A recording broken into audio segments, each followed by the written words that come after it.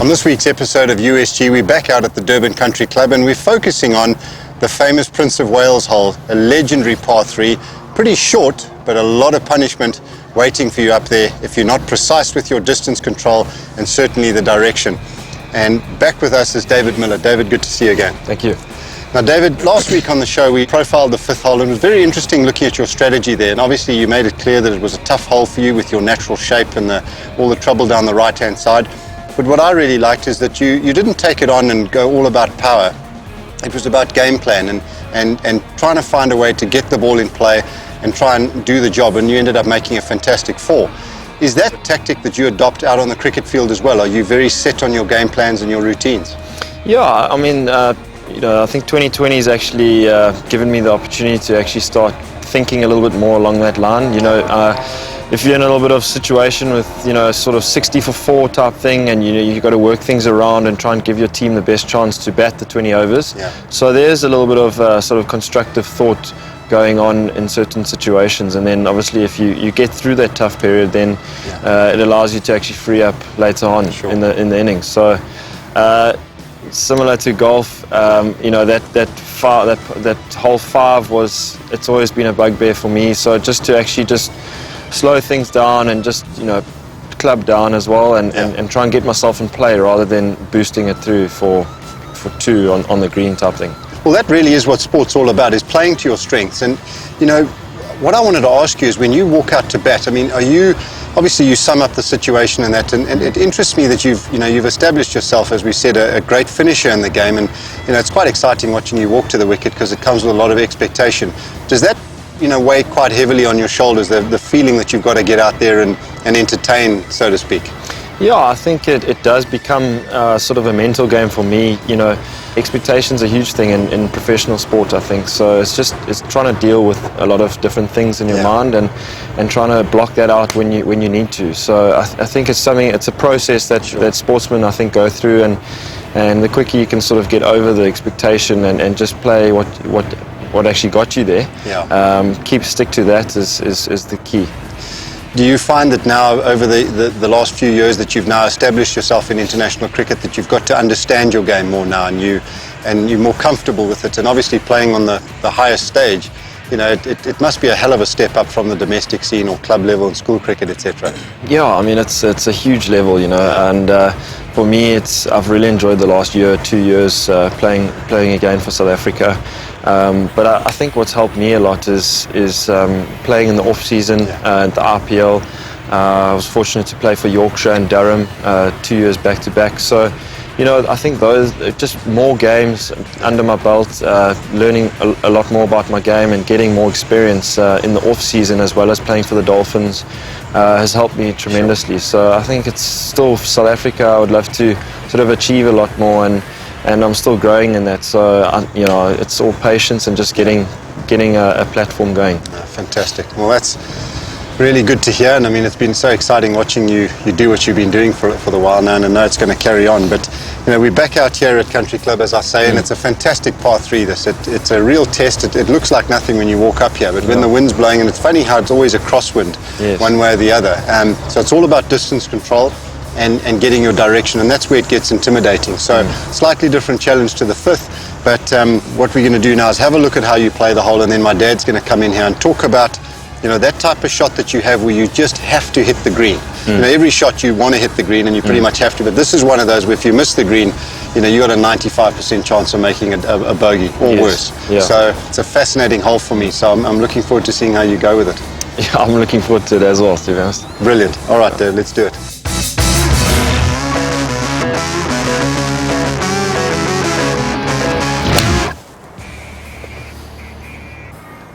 Your head moved way past the ball, that's why it's gone to the right.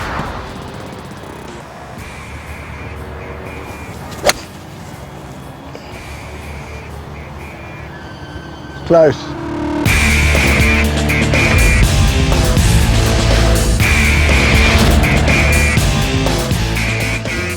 Right, Dave, we're on the 12th, as you know, Country Club. Tough hole, there's no out. Now, I've been asked this question a million times.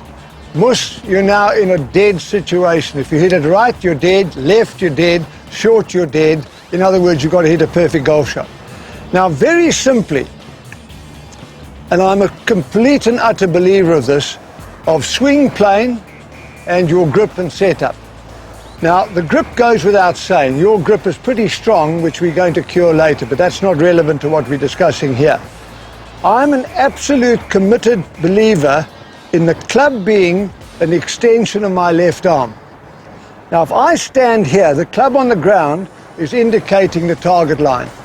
If I stand here and bring the club inside the line and hit, where's the ball going to go? Straight right. Way right. If I take it outside the line and hit, where's the ball going to go? Straight left. So where do I want to go? Straight back, straight forward. End of story. Now, you can do this at home, you can do it on the cricket pitch with training, a bit bored, whatever, and you don't need a golf club, because the other thing that I'd like you to understand, that the shaft is an extension of your left thumb. In your case, your right thumb. So in this scenario here, I got this from a guy called Dave Hill in 1968 at Carnoustie when Gary won there. He was a very good American pro.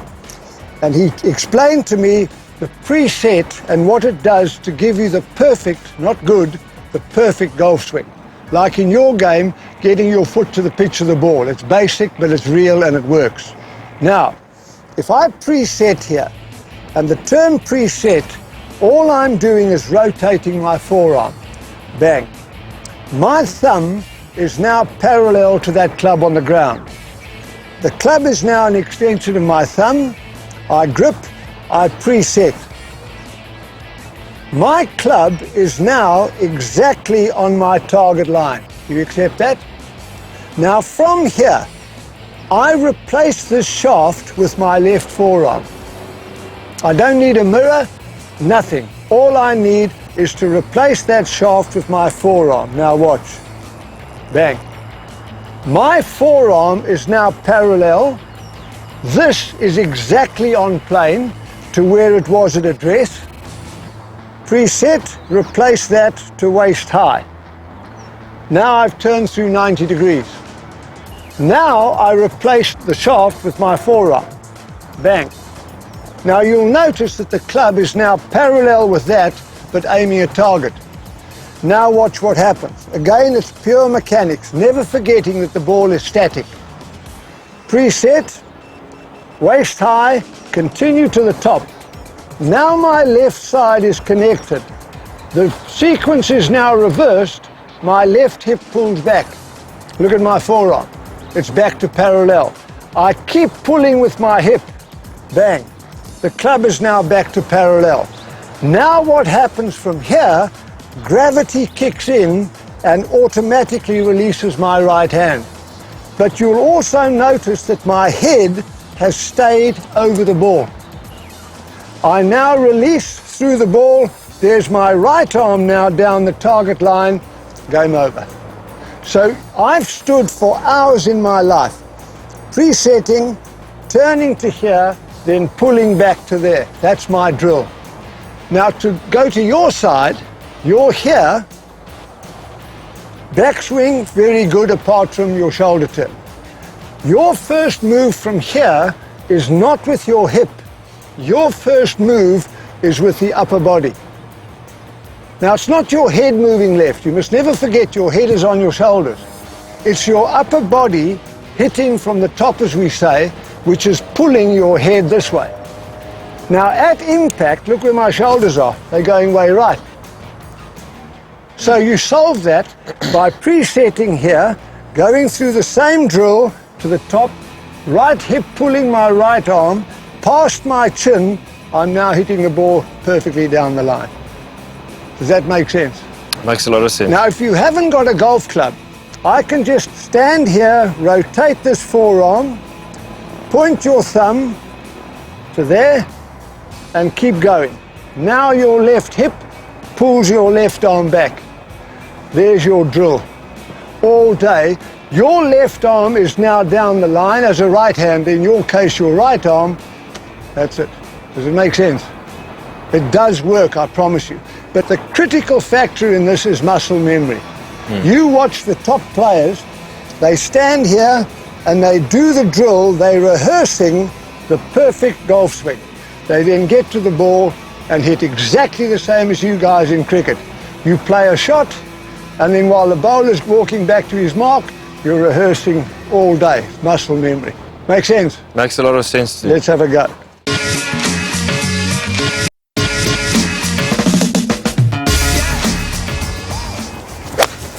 Close, close.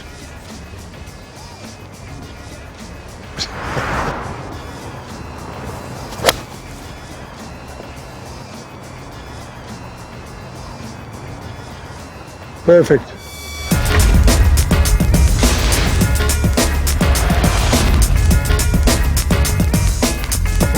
Jay, we're talking putters. It's always a very interesting department for me. I'm constantly in search of the next parachute to give me that soft landing. But we've got the Odyssey tank here today. Tell us a little bit about the technology behind Well, Don, this with little all weapon. the rule changes, that have come about, the guys cannot anchor the putter anymore. We've seen guys like, Timmy Clark, who's made his living putting with a long putter, now he needs to change. Keegan Bradley, who won a PGA, putting with an anchored style into the belly.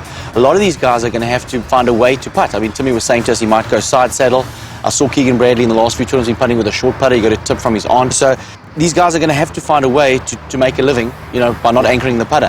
Luckily, companies like TaylorMade and Odyssey, Odyssey is probably the most.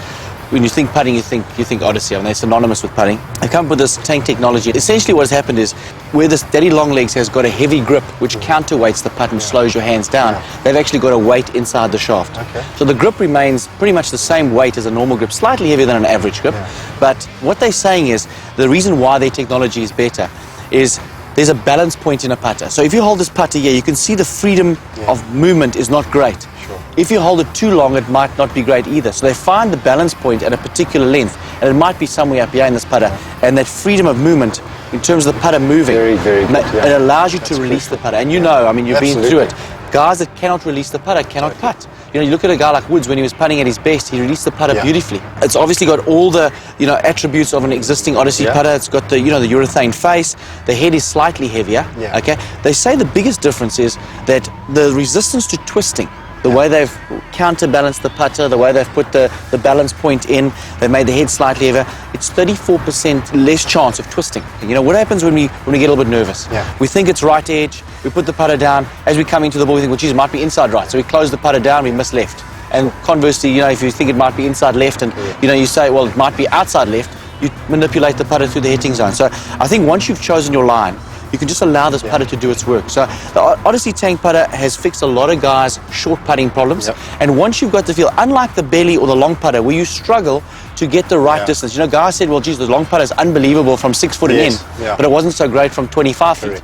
And the belly, even though it did slow the guy's hands down and gave them some kind of, stability, it's very uncomfortable trying to release the putter, especially on long putts. Short putts, no problem. Longer putts, the putter has to move significantly, a significant distance, maybe a foot back and a foot through. When you're going with a belly, I think it's also very cumbersome. So I think the tank as a technology is going to work unbelievably. They come in 3 different styles. So for the guys that are struggling with their short putting, the tank is the answer.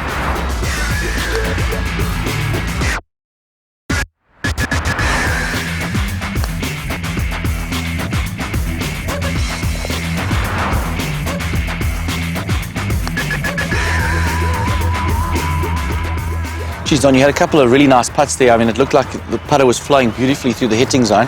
How did it feel? I really do enjoy the grip. I love the weight in the head, so I've got a good feel for the rhythm.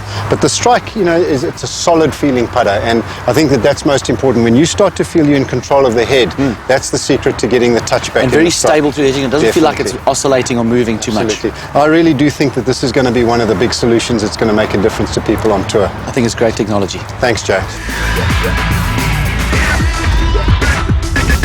Right, Dave, you've actually hit a good shot, front edge of the green, but we've got 75, 80 foot left.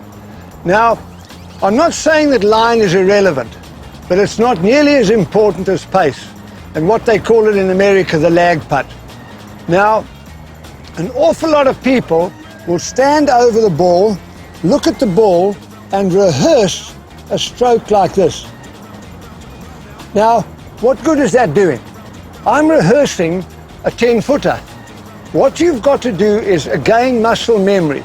You've got to train your mind to select not a line, but I'm now totally focused at the hole. I don't look at the ball, I look at the hole, and I just let my instinct take over. Now what I'm going to do, I'm going to hit a putt now just to show you, and I haven't rehearsed this. I'm going to set myself up, I'm going to putt straight at the hole. All I'm trying to impress upon you is by not looking at the ball, but looking at the hole, instinct kicks in. Now just watch this. I'm focused on the hole, my subconscious will tell me how hard to hit. Looking at the hole, now go.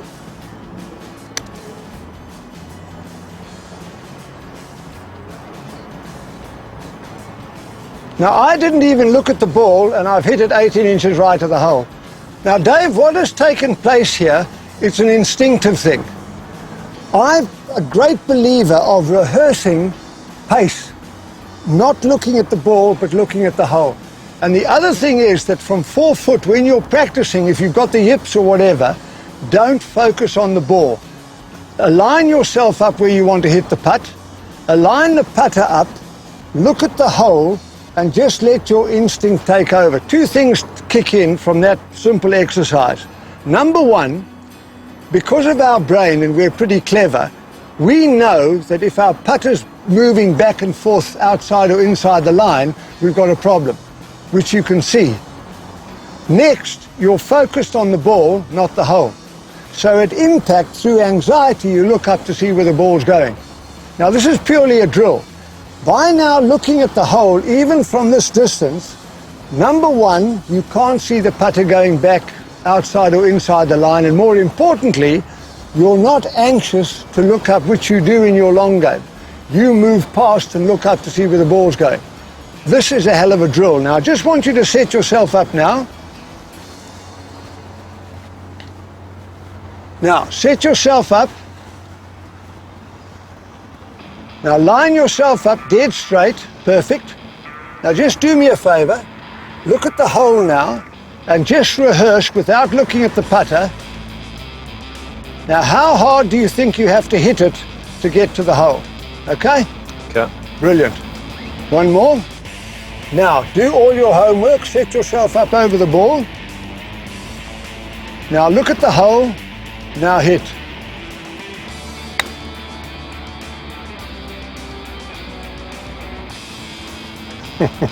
Go hang on. Now that's not a fluke. And again, have you had a practice? Not No. one. That's your first putt. Look at your pace. You're 18 inches short of perfection. Now the point is that is what I call the inner gyro. It's the analogy I draw is you sitting at home in your office, you wrap up a piece of paper, look at the dustbin and throw it in. Well, that's easy. The next one you start concentrating, you miss. That's what we do in putting. So again, very simple. Set yourself up, pick your line, whatever, look at the hole, imagine how hard you've got to hit it, and then go ahead and hit it. Make sense? Makes a lot of sense and a lot easier. Absolutely Thanks very much, brilliant. Miss. Thank you. Thank you, Dave.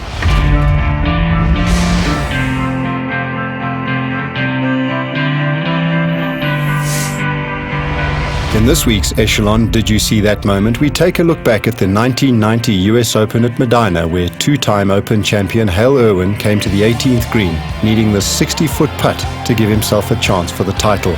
He duly made it, and it resulted in one of the memorable moments in US Open history, making him a 3-time US Open champion.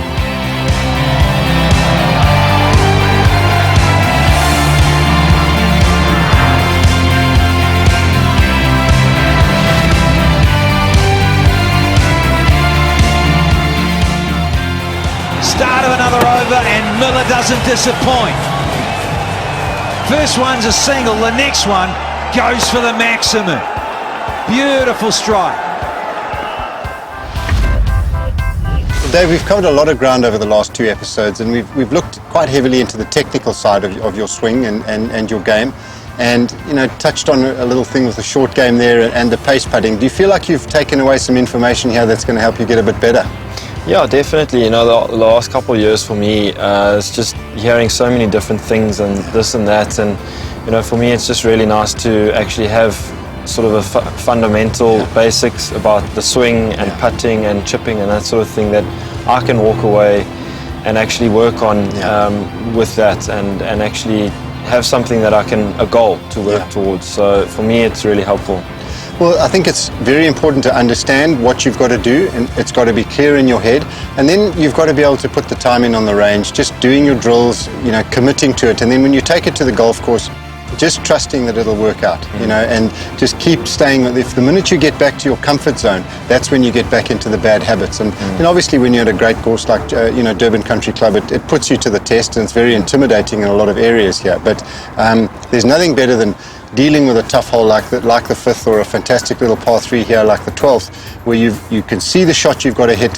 It's very clear to you what you need to do, but you also understand fundamentally what you need to do to execute that shot. And I think the only way to get it settled into your game or drilled in is to spend time on the range. Yeah, for me that's something that unfortunately I don't have a lot of time to actually be on the range and stuff. But as you say, like every time that I do have time to just get on the range and work on certain things, like I say, I've got a little goal to work towards. And I mean, Country Club is a beautiful course, and there's a lot of challenging holes, and it's something that I'm going to have to work towards to play those challenging holes. Definitely. But if we look at your career now, you've really got yourself into a fantastic position now. You've enjoyed tremendous success over the last 18 months, and things are really clicking for you. But as you look forward now, to the rest of your career, where would you like to see yourself in 5 years' time as an international cricketer? Yeah, I mean, I've really been working hard the last couple of years, in the off-season specifically, really trying to get overseas and play as much cricket as I can. But the next 5-6 years, for me, I just want to try and establish myself as much as I can. And for me, I'm starting to realize more and more it's about every single innings is the most important, really, and trying to be as consistent as I can, which is, I think, everyone's aim in every aspect of life, sport, business, whatever. We all want to strive for consistency. Yeah. So for the next 5 years, I just want to try and be as consistent as I can in whatever format that I'm playing and whatever situation comes about my way. But you talk about formats. Test cricket, is that something that was very important to you to be part of down the line? Yeah, for me, Test cricket is something that I've always wanted to play. Yeah. Growing up, watching a lot of Test cricket, and it's definitely, for me, it's a process.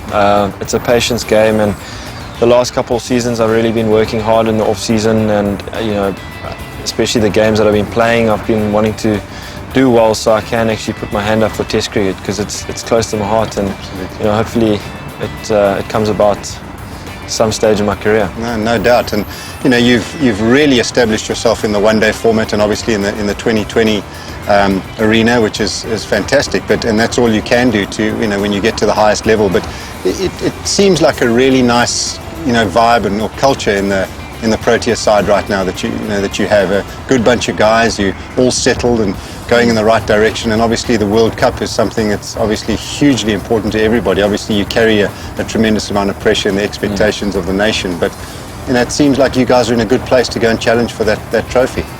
Yeah, I'm very confident. The guys that are sort of up for selection, and just I think South African cricket in general, franchise cricket and amateur cricket, is all it's in a good hands. There's competitive cricket and franchise cricket at the moment, and that's all we can really ask for. And the guys are really performing, putting their hands up, and I think South African cricket is going to definitely grow from strength to strength. And we've shown over the last however many years that we're definitely one of the best cricket nations in the world. And it's definitely it's an honour to play for your country, and hopefully the guys can go over to Australia in the World Cup and do proud. No doubt about it. Well, it's been fantastic to watch what you've achieved over the last 18 months or so, David, and it's exciting times ahead, and we'll be pulling hard for you, and I know we're going to be spending some time out here at Durban Country Club and hopefully getting you down into the low single-figure handicaps. That's a good goal to have over the next year or so. Yeah, I'd love to get into the single figures, so something to work for. Dave, well, thanks very much for joining us today. It's been fantastic. Thanks for having me. Thanks, Don. Appreciate it.